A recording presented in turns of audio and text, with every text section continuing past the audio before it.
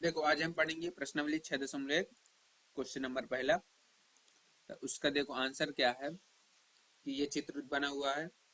ठीक है, दिया है रेखाएं ए बी और सी डी बिंदु ओ पर प्रक्षेद करती हैं। ठीक है, तो कोण ए ओ सी प्लस बी ओ ई का मान कितना हुआ है 70 और बी ओ डी का मान कितना है 40। हमको ज्ञात करना है कोण बी ओ ई बराबर और प्रतिवर्ती कोण सी ओ ई बराबर ज्ञात करना है। चूंकि हम इसको इतना जल्दी जल्दी इसलिए बता रहे हैं क्योंकि इसके पहले हमने वीडियो रिकॉर्ड किया वो गड़बड़ हो गया। अब हम जानते हैं कि ठीक है, देखो ये ये जो तुम्हारा कोण ए ओ सी है और कोण बी ओ डी है, एक ही शीर्ष पर है। तो ये दोनों कौन से कोण हो गए? शीर्षा विमुख कोण। कौन से कोण हो गए? शीर्षा विमुख कोण। तो देखो यहाँ लिखेंगे शीर्षा विमुख कोण आपस में क्या होते हैं? बराबर होते हैं। शीर्षा विमुख, शीर्ष विमुख, शीर्ष विमुख, शीर्ष विमुख कोण आपस में बराबर होते हैं। ठीक है, शीर्ष विमुख कोण देखो इस तरह जो है, इस तरह नहीं होगा, इस तरह होगा।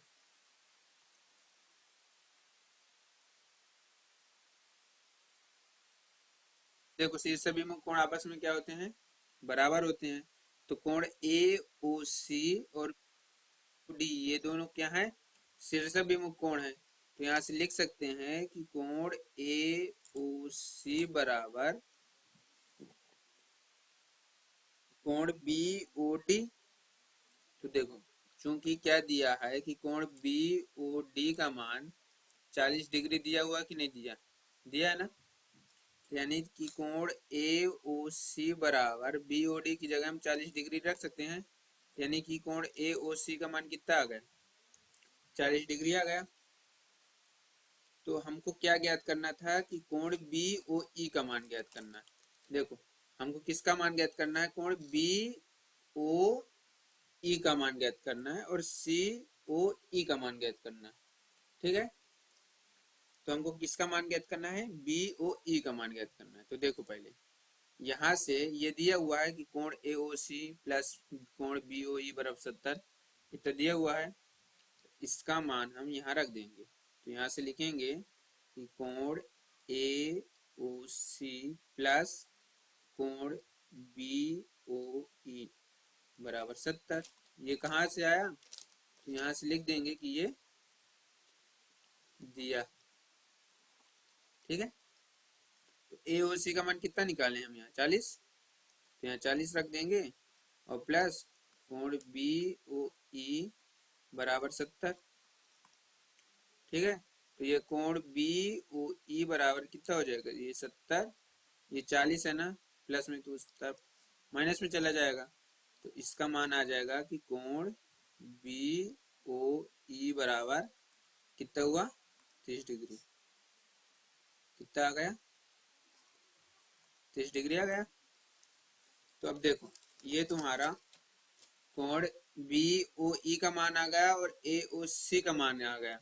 लेकिन हमको किसका मान ज्ञात करना है? बी ओ ई का मान ज्ञात करना था। तो ये कोण बी ओ ई का मान आ गया ना, तो पहला आंसर ये हो गया हमारा। ठीक है, पहला आंसर। अब हमको किसका मान ज्ञात करना है? सी ओ ई का मान ज्ञात करना है। तो देखो त्रिभुज के तीनों कोणों का योग कितना होता है? 180 अंश होता है। तो कितने कोण है? 1 2 3। यहाँ त्रिभुज तो बना नहीं है। बना है? नहीं बना। तो रैखिक युग्म कोण बना ना। तो रैखिक युग्म कोणों का योग कितना होता है? 180 अंश होता है। तो यानी कि एक रैखिक युग्म हुआ, दूसरा हुआ और ये तीसरा हुआ। तो यानी 1 2 3 इन तीनों को मिला के एक कोण बनेगा। तो कहे बनेगा रैखिक युग्म कोण। ठीक है, तो अब देखो यहाँ से यहाँ लिखेंगे कि रैखिक युग्म